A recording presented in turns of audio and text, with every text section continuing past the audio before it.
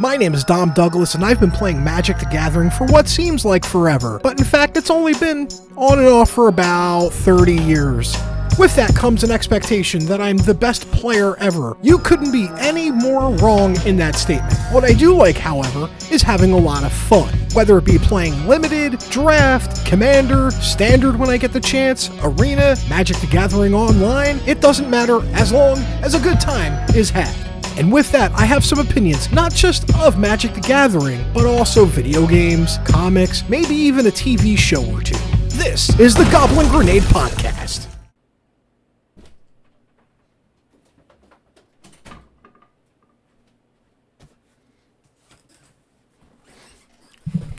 People like options. Straight up, no joke. For the longest time, even when I was doing deck techs without being part of Mac's Heroes and Villains YouTube channel, I was using a website, and I'm going to say the Voldemort TCG Player. For the longest time, for me, it was the easiest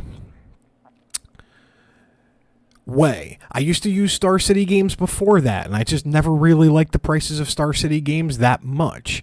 But recently, again, TCG Player became Voldemort. Even saying its name is going to get me some vitriol. That's okay. Union busting sucks. Straight up.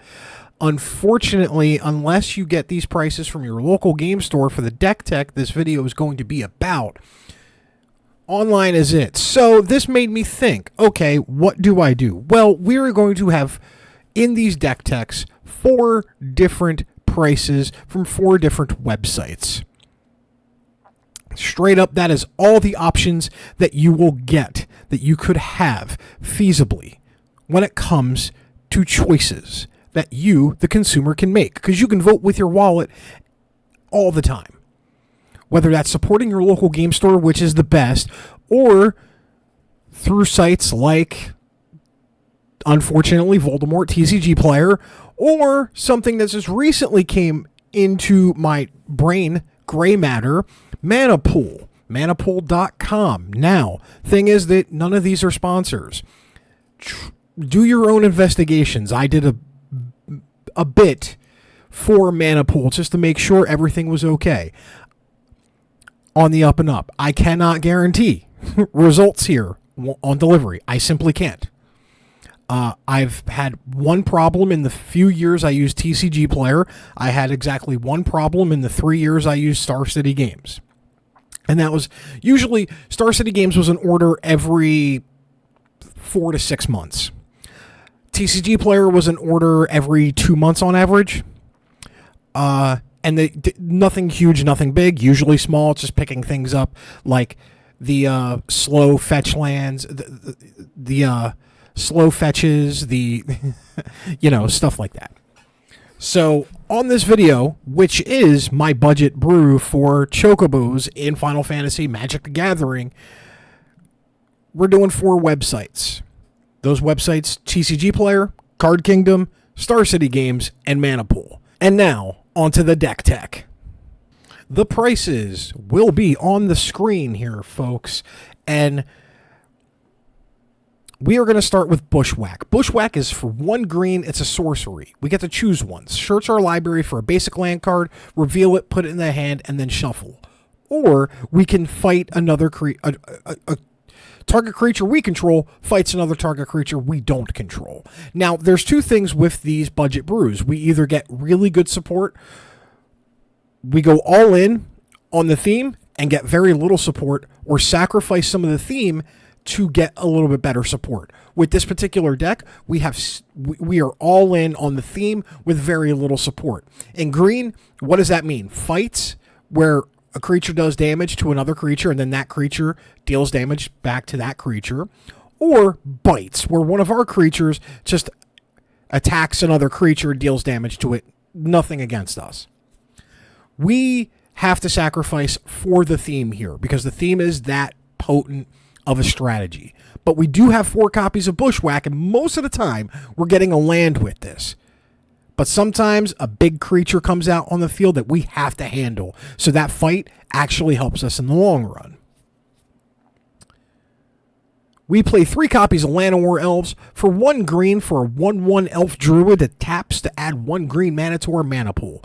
Probably the cleanest designed card in the entirety of Magic's history. For 1 mana for a 1 toughness, 1 power creature to get 1 green mana. It's the OG mana ramper, has been around the game since the beginning, and probably even the playtest stage before alpha and beta, and it's still performing all these years later. We play 3 copies of this card. One of the All-Stars, MVPs of this deck, Sazh's Chocobo, for 1 green mana for an 0/1 creature, but it's got landfall. Whenever a land we control enters, put a +1/+1 counter on this creature. This gets big very fast, especially if you have it out on turn 1. You will see in the gameplay of this deck, it gets outrageous pretty fast if left unchecked. We play 4 copies of Snakeskin Veil for 1 mana, instant, put a +1/+1 counter on target creature, which checks because we do want our creatures being bigger. It gains hexproof till end of turn. This is the only other pieces of help that we have when it comes to saving our creatures. Say we got a big 10-11 Sazh's Chocobo out, and somebody tries to remove our Chocobo. Well, Snakeskin Veil in a pinch will help us out. And we obviously have to play the full playset, the 4 copies. 3 copies of Tifa's Limit Break for 1 green for an instant. It's tiered. Choose 1 mode and then pay its an additional cost. Okay, so if we just want to do the simple 1 mana 0 somersault, target creature gets +2/+2 till end of turn. But things get spicy after that. If we want to put 2 more mana into Tifa's Limit Break, we get Meteor Strikes. Double target creature's power and toughness till end of turn. Or, if it's really late game and they decide to let something through, we have Final Heaven. 6 and a green on top of the green, so it's 8 mana total. Triple target creature's power and toughness till end of turn. Triple. I have ended a game or 2 with Tifa's Limit Break, just on Meteor Strikes alone, but rarely will Final Heaven ever be used. But if it does, it feels so good. We play 3 copies of this. And also, it's a great combat trick as well. We are playing 4 copies of Gysahl Greens for 1 and a green for a sorcery. Create a 2/2 bird creature token with, whenever a land we control enters, this token gets +1/+0 till end of turn. Obviously, we're landfalling a lot here with some parts of this deck, and these do get really big occasionally. We are playing 4 copies of it, and it does have flashback in late game. I have flashbacked this card in a couple of matches and testing, and it does help. The second All-Star, probably close to Sazh's Chocobo here. We have Ride the Shoopuf, okay, for 1 and a green for an enchantment with landfall. Whenever a land you control enters, put a +1/+1 counter on target creature we control. Most of your opponents only know that one line. The second line of text is for 5 and 2 green. This enchantment becomes a 7/7 beast creature in addition to its other types. It is missing the line of text until end of turn. It will become a permanent 7/7 on the battlefield as a creature enchantment. And oh boy, when you put the 7 into this and you see the highlight, your opponent highlighting Ride the Shoopuf, they go, wait, it does that? You can feel it from the other side of the table. But turn 1, Sazh's Chocobo. Turn 2, Ride the Shoopuf. Turn 3, start getting 2 counters on your Chocobo.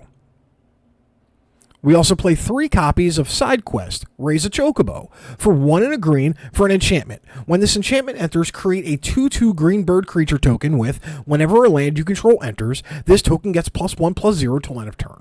At the beginning of your first main phase, if you control 4 or more birds, transform this enchantment. It flips over to Black Chocobo, which is a 2/2 bird creature. When this permanent transforms into Black Chocobo, search your library for a land card.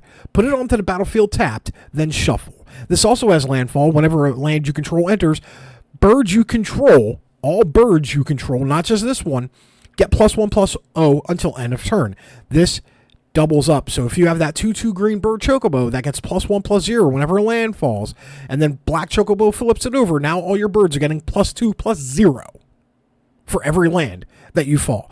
Don't make a mistake like I did in testing. Do not, when black chocobo flips, do not, I repeat, do not get in Evolving Wilds.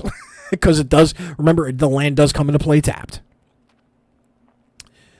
3 copies of Roamer's Routine for 2 and a green. One of the first cards, except for Llanowar Elves and Snakeskin Veil. All right, the third card that's not in Final Fantasy. Search your library for a basic land card, put it onto the battlefield tapped, and then shuffle. This has Harmonize for 4 and a green. You may cast this card from your graveyard for 4 and a green. You may also tap a creature you control to reduce that cost by X, where X is that creature's power, then exile this spell. Our creatures get really big, if just temporarily. So we can cheat out another... You can basically get 2 lands out of this sometimes on the same turn. But once again, we are mana hungry. Not only that, but everything we play does have almost landfall in it. Now, why not 4 copies? Well, Circuitous Route is for 3 and a green for a sorcery. Search your library for up to 2 basic land cards and or gate cards. Put them onto the battlefield tapped, then shuffled. You can make an argument that you could take this one out to lower the mana cost a little bit to get 4 copies of Roamer's Routine. But for some reason, if this hits on turn 4 and you have a Sazh Chocobo out and already like a 2/2 token Chocobo out, or 1 or 2 of them, you're swinging for tons of damage. So think about it. Turn 4, you drop the land, all your Chocobos, and Sazh gets +1/+1. The 2 other Chocobos get +1/+0. Then drop Circuitous Route. So now 3 tokens at the end of it for Sazh Chocobo, and +3/+0 for your Chocobo tokens. I don't know, sometimes it's been a home run hitter for me.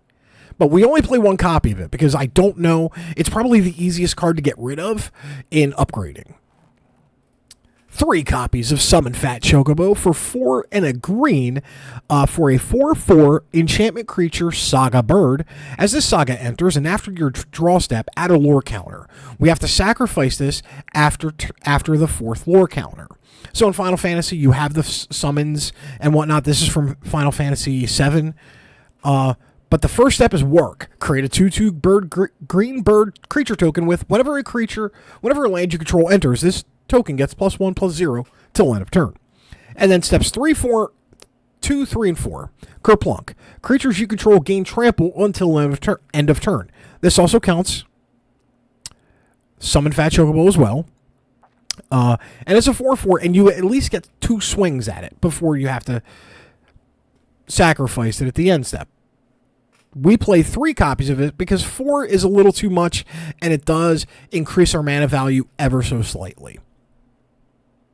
And then, finally, in the main deck, on non-land spells, Chocobo Racetrack. 3 and 2 green for an artifact.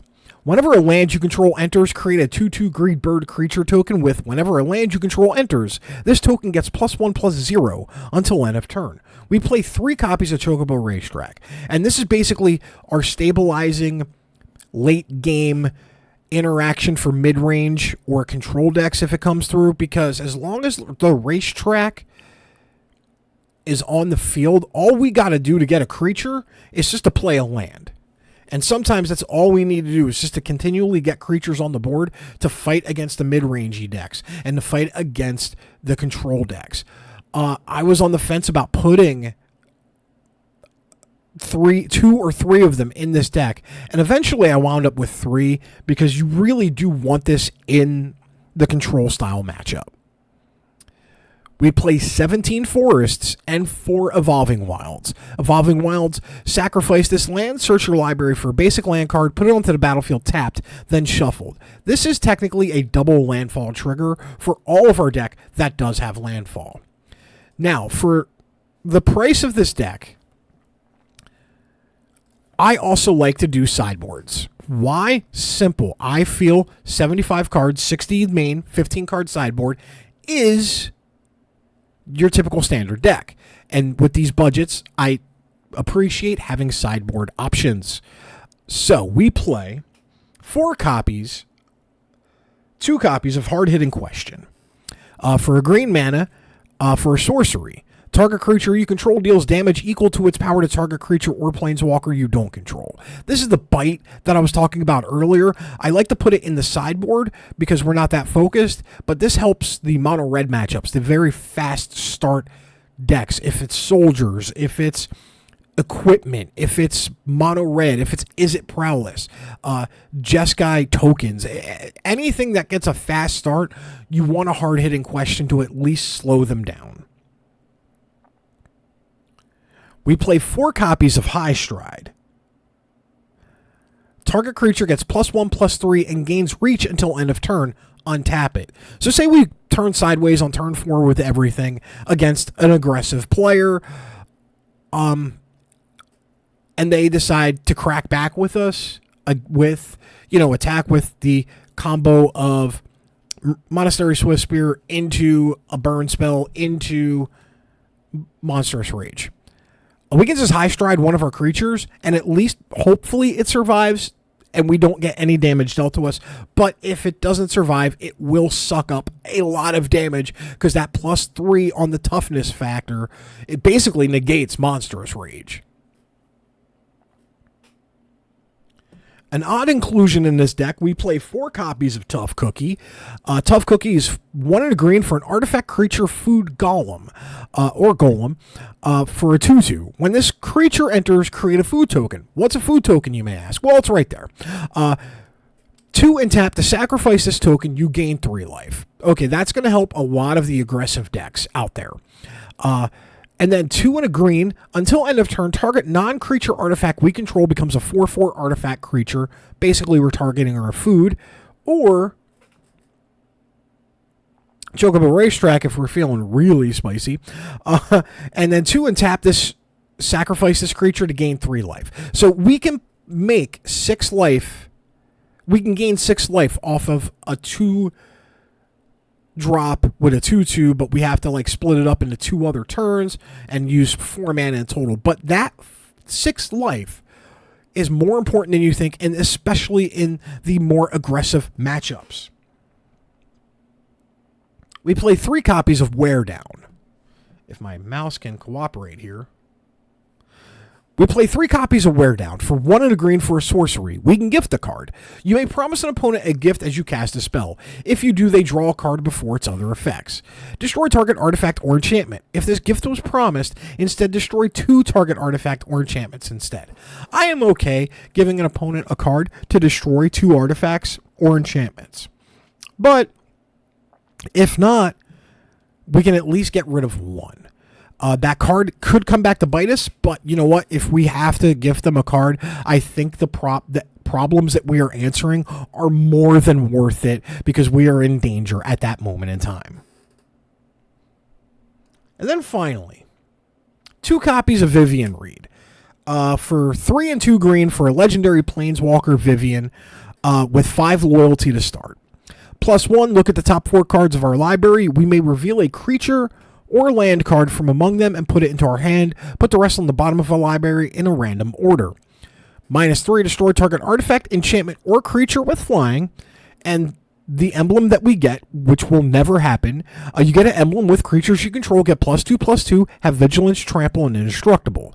If we get that emblem, it stays on the field. There is no way to interact with it. There will never be a way to interact with it as of this moment, but you'll never get it because when they see Vivien hit the field, our opponent is immediately going to laser focus on Vivien Reid and probably stop hitting us in the face for a turn or 2. That being said, we can get ramp out of this, or if we need more creatures on the board, we can get another creature or 2 on the board. So, that is the deck. The 60 cards, the 15 card sideboard. Depending on the websites that you get this from, in total, TCG player, this is before shipping, so you're going to have to account for that, $12.67 as of June 26th. Card Kingdom, $36.48. Star City Games, $40.50. Or the new player that I've discovered in this, remember, use at your own risk, Mana Pool, $12.82. So on average, especially in card stores, you should be able to get this deck for under $15 or around $15, which is that sweet spot for a budget build. Because if you want to improve it, you can improve it, and you still have money left over to improve it, even if you got $20 to spend. What are some improvements that you can make? Well, I haven't opened one yet in Arena. We can get 2 copies of Sazh Catchroy for 3 and a green for a legendary creature, human pilot, for a 3/3, and whenever it enters, you may search your library for a bird or a basic land card, reveal it, put it in your hand, and then shuffle. Whenever Sazh attacks, put a +1/+1 counter on target creature, then double the number of +1/+1 counters on that creature. I would say buy a playset of this now, just in case. But you can get 2 of these relatively inexpensively. 4 copies of Bartz and Boko. Okay, I know. For 3 and 2 blue, for 3 and 2 green, it is a 5-drop. But it's got an affinity for birds. We play a lot of birds. It's a legendary creature, human bird, for a 4/3. When Bartz and Boko enters, each other bird you control deals damage equal to its power to target creature an opponent controls. Every bird you have on the field bites a creature. That is huge. That is board control. I am glad with putting 4 of these in the main deck, or at least getting 4 of them. Now, Bart's Sazh, the price is already, but Sazh you can get between $1 and $2 for the both of them. Bartz and Boko, you're going to spend between $1 and $6. It's wild. TCG Player has them for 50 cents a piece, so you can get the whole playset for $2. Card Kingdom has them for 80 cents, so you can get them for about $3.20. Star City Games has this card priced at $1.50 right now. So the playset will set you back $6. Mana Pool, however, has them priced for 25 cents. You can get the whole playset for $1. We are about to get into some gameplay here with the budget Chocobos. The budget Chocos. And if you buy this deck, let me know in the comments down below how it performed with you. But before you start putting that order in, at least check out some of the gameplay footage. We have a really bad hand here, so we got to mulligan that. We're going to have to Sidequest in the Shoopuf and get rid of Bushwhack, I guess. Or, no, we'll get rid of Snakeskin Veil. That could be a mistake. Snakeskin is protection, but short of drawing into a Sazh's Chocobo, which we don't, but we do have back-to-back Sidequest Raise a Chocobo.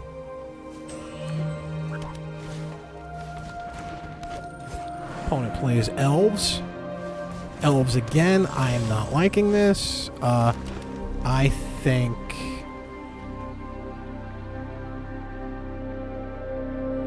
What do? I think we just do the Shoopuf here and hope to get a big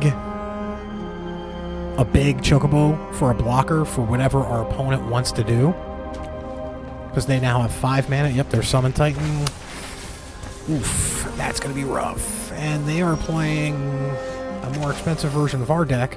That being said, though, we do have Sazh's Chocobo.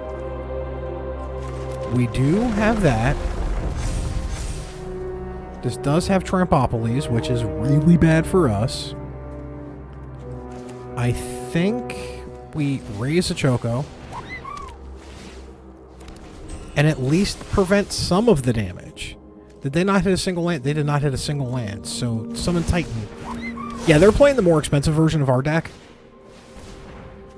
We're playing the budget version of the birds. Do we... What do we do here? I think we take the damage. Because Summon Titan's going to go away. Okay. I think we'll Llanowar Elves. then if we Bushwhack, we can make the Chocobo bigger. But we... okay. Number of lands we control. Something's getting bigger. I think we fight. I think we fight their traveler. And then we might as well just get in because one of the elves is getting +3/+3.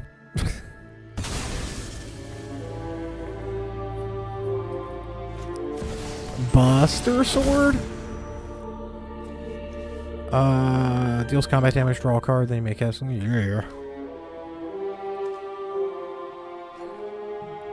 They do have one more mana play that they can do.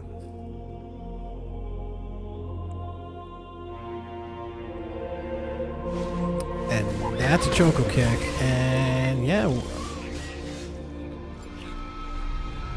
Okay.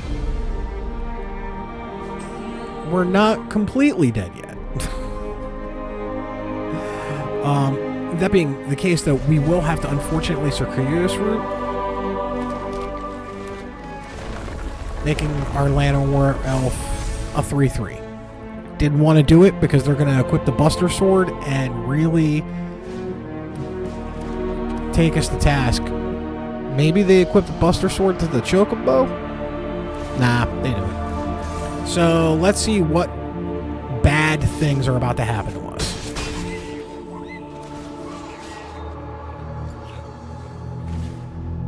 Garrick's Uprising, okay. That could have been way worse. Yeah, they drew a card, but that could have been way worse. We could still fight, too. Tifa's Limit Break is an interesting card.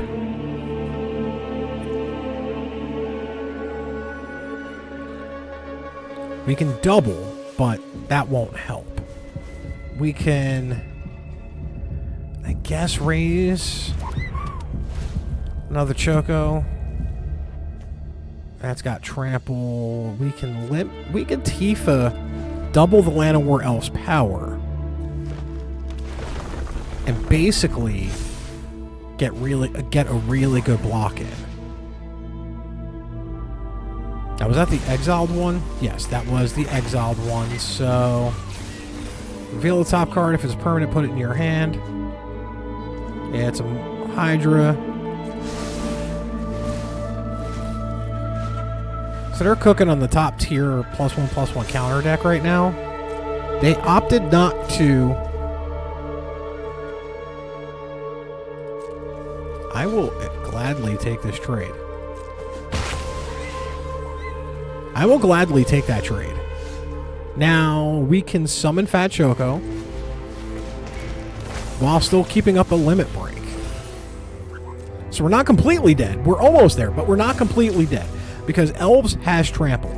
Now they're going to get 2 green, so they have a ton. Hydra is going to get big. I have a bad feeling Hydra is going to get real big. So they're going to equip to the Esper. If it's a full attack, so the whole team is probably getting pumped. So let's do our best to at least attempt to get rid of the summon. Oh, I summoned Fat Choco. Okay, we're gonna have to pass then. Awkward. So we're down to 4. Their board's wiped. They get to draw a card and they're going to play a card. Their Esper, Traveling Choco, their Sentinel leaves next turn. Yeah, their Sentinel leaves next turn. So they're going to have to put the Buster Sword now on the Choco. And they can play cards off the top of their library. Unfortunately, though, I don't want to summon Fat Choco.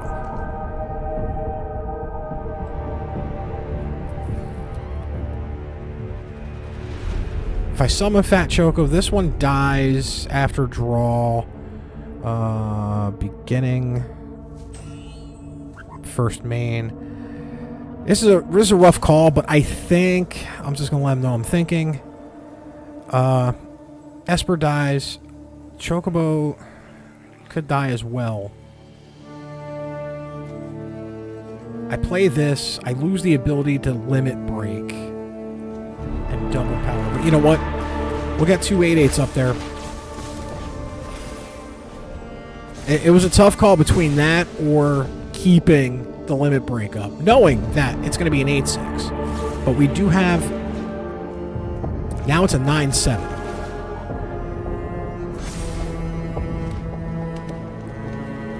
And it's probably going to get... They're probably going to Tifa limit break it.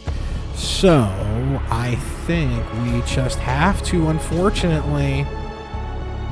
Yeah, they're going to Tifa limit break. No, they're not. So we're going to go down to 3. Their Traveling Choco's dead. Buster did deal point of damage. Now they get to play a card. It's the Earth Crystal. Interesting.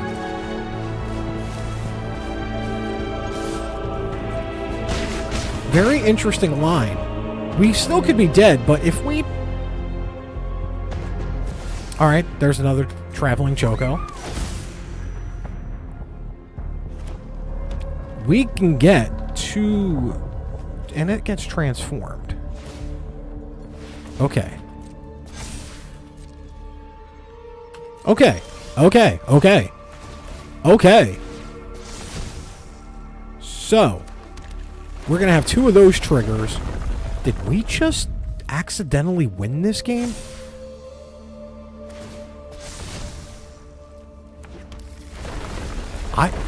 I think we may have just accidentally won this game, folks.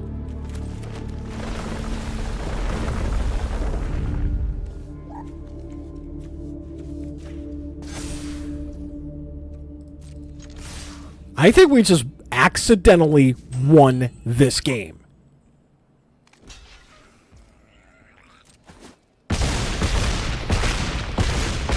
Oh, we did! We accidentally won it! How did that happen? Oh, the power of Sidequest, raise a Chocobo. And that we had 2 of them happen. So we got 2 more landfall triggers, another landfall, so 3 landfall triggers from the jump with the Ride the Shoopuf. So we got, oh my goodness, we did not deserve to win that game. But that's just showing you somehow, some way, the power of these budget brews. Sometimes they definitely punch up a little more than you would think. We just stole that victory from the jaws of defeat. Not even going to lie. Like, we had no right winning that one. But wow. What a turn of events on that. Now we have the good one with turn 1 Sazh. Sazh's Chocobo. Hopefully they're not playing removal.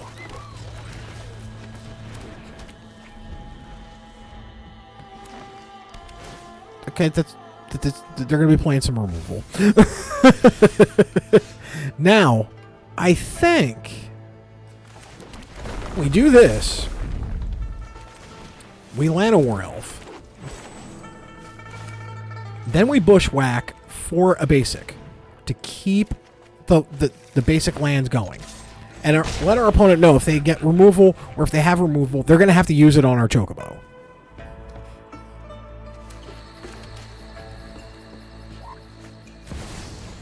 Overlord. So yeah, they're playing tons of removal. Bahamut. Temporary lockdown.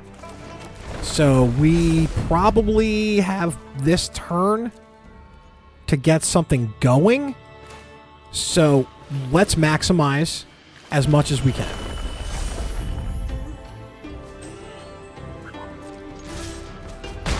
Because they're definitely going to temporary lockdown next turn. There's no ifs, ands, or buts about it. Or they could Banishing Light, but I want to say Overlord of the Hauntwoods. Okay, we may be safe for one more turn here. We could be safe for another turn. They're at 15.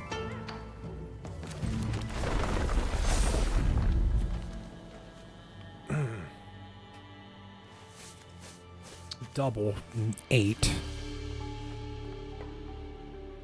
That would make it 8.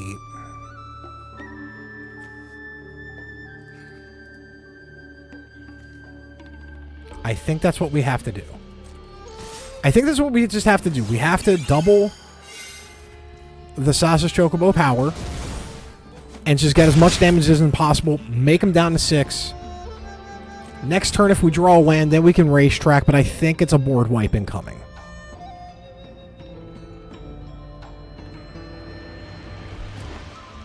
I definitely feel it's board wipe time. Or they get rid of the Chocobo. Yeah, temporary lockdown. Knew it. Which is okay. Which is okay. Knew the lockdown. Knew they had the lockdown. We didn't get a land. Don't want to... That's the second lockdown, and if they're playing blue... I don't think they're playing blue, but they can play the card that bounces back. So let's present lethal next turn, possibly, and let's see what they do. Let's see what our opponent does. If it's another wipe, we're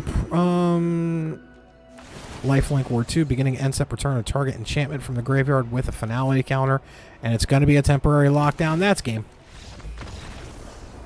That's game. We almost got there. We almost got there, but we knew, this deck isn't going to win a Pro Tour. This deck will let you have fun at FNM and steal a few wins, but right there is just one of the weaknesses of this deck, heavy control, especially with temporary lockdown. Yuna can bring it back, and now they have 2, and they also have the white package in there where they can bounce a temporary lockdown, and then it comes right back. But now we have 2 Sazh Chocobos, a Razor Chocobo, and the Racetrack. So I think it's going to be, depending on what land they play first, we might just go full bore and just pedal to the metal with the Sazh. I think we do this. Then we play the land, play it right, maximize the effort. And I'm going to keep the Snakeskin Veil up in case they have removal.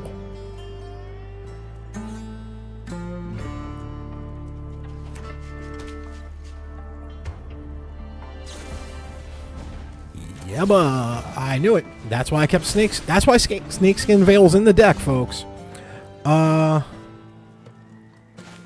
So, unfortunately, we have to use this to get a land.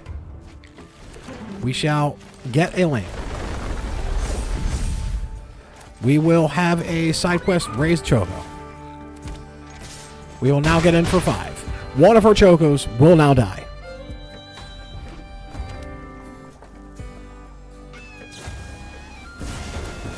Okay. Ah, interesting.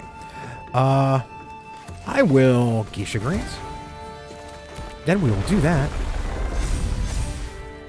And we'll just get in. I think at this point we might have... Our Chocobos might be too big enough for their removal that they may have. Yeah.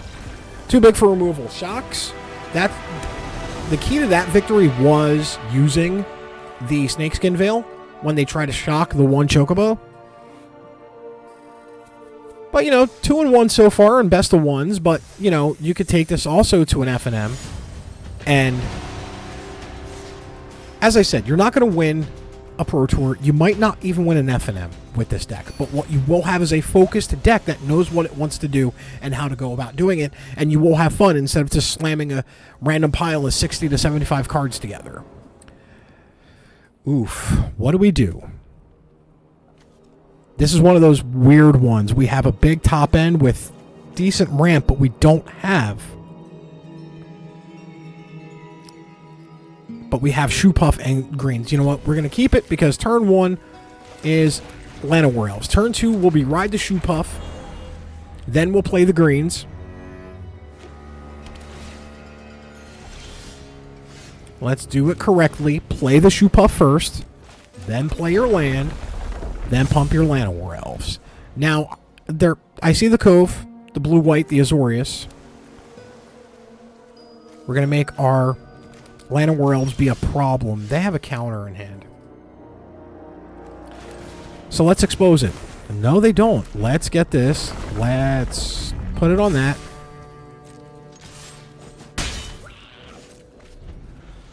And let's leave up a green to make it look like we have protection up.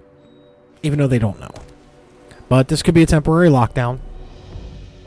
The temporary lockdown just crushes his deck. Alright, Inspiring Overseer. I'm okay with that. I'm okay with that because we can use Bushwhack for a different thing. Although, I would like to use Bushwhack to get the basic land. So next turn, we might possibly be able to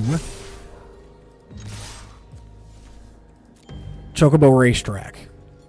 Do they block with the Inspiring? They don't. So that tells me that they want to gain a bit of life, but they're at 4 mana now.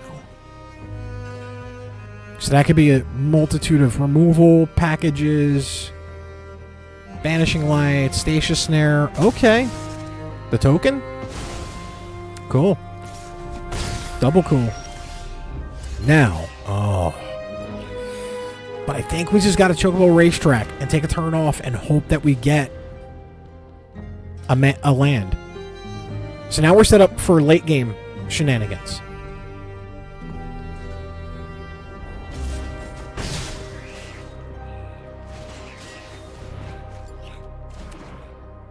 Chart a Course. Temple of Enlightenment with the Scry. Healer Hawk. Okay.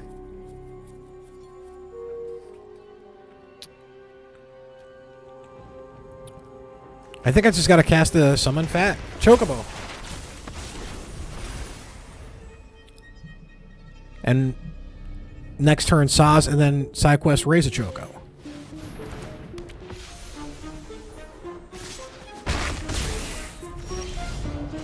Or we pull out the Sazhes. We pull out that to get another. Let's give it to Llanowar Elf. And we could be Dirt McGirt here. But I think we just... I think we hold back. We hold back and see... I forgot to cast Raise a Chocobo. I forgot to cast Sidequest Raise a Choco. It's the whole reason why we held back. Misplay! Inspiring Overseer. They're going to gain some life. I can't believe I goofed and missed the opportunity. Alright. I'm going to play a Chocobo's Racetrack. I'm going to play a land. We are going to target the summon. We're almost dead on board.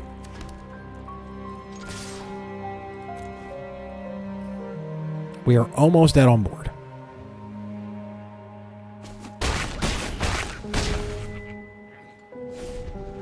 Two, three, 3, 4, 5, 6, 7. We'll be at 1. Unless they have like a team pump.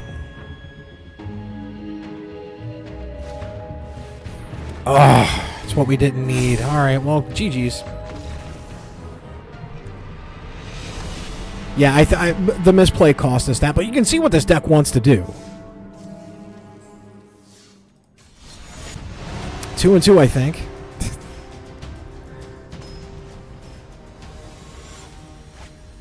We're probably 1 and 3 at this point, which is typical. Like, you're not going to win. You're going to have a focused deck, and if you like the play style of it, then you can spend a little bit more money to upgrade it. I wouldn't get Bill Burney, because that is a very expensive card, and a place that will set you back about $130. But we have once again, our favorite turn 1 into turn 2. Chocobo, land. Bushwhack. Chocobo, land. Hold up Snakeskin?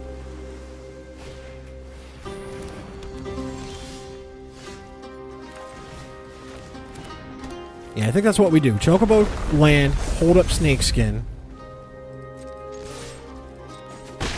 Especially if they try to, like...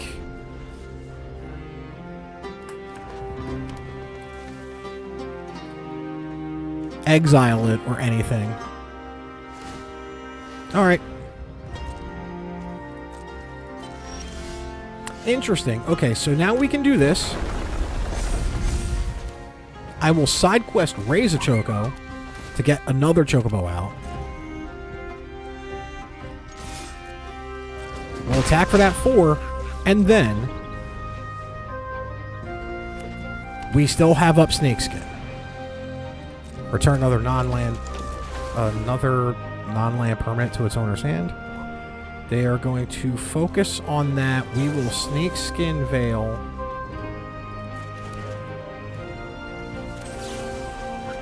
That Choco. So now it's hexproof for the end of the turn.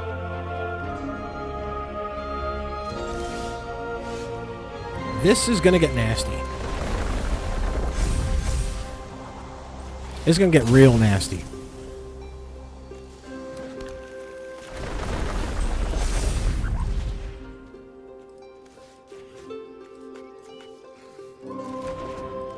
Target the right one.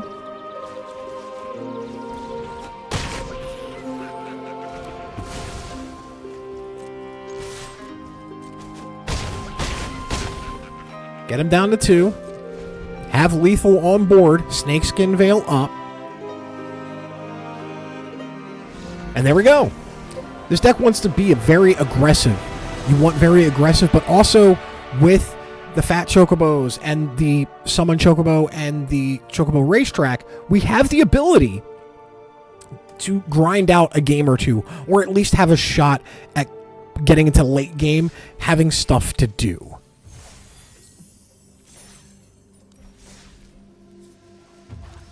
But not bad for a deck that literally, depending on where you find it from, is going to set you back $12 and maybe $15 to $16 with shipping, or if you find it at your local game store, probably set you back about 20-ish.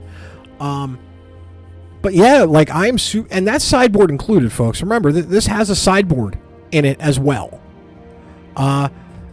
So we have basically a fun deck that is cohesive, that wants to do one thing with an upgrade path already with 6 more cards, and you can add even more to it. You can replace the Evolving Wilds with Fable Passages if you get them. You could replace probably what could you replace? Probably the Gysahl Greens for actual, like, traveling Chocobo if you can afford it. You know, there's many different paths to getting the deck proper. That being said, that's not what the point of these videos are. That's not what the point of these budget deck techs are. It's just to get you a deck that you might like playing, that if you want to upgrade, you can. And if you don't like the playstyle, you're literally out $15. That's not bad, folks, for a deck that is competitive at least. My name is Dom Douglas for Max Heroes and Villains, and may your top deck always be mythic. And don't underestimate the power of Raise a Chocobo. Sidequest, that card won us that game in the first one. You saw it all.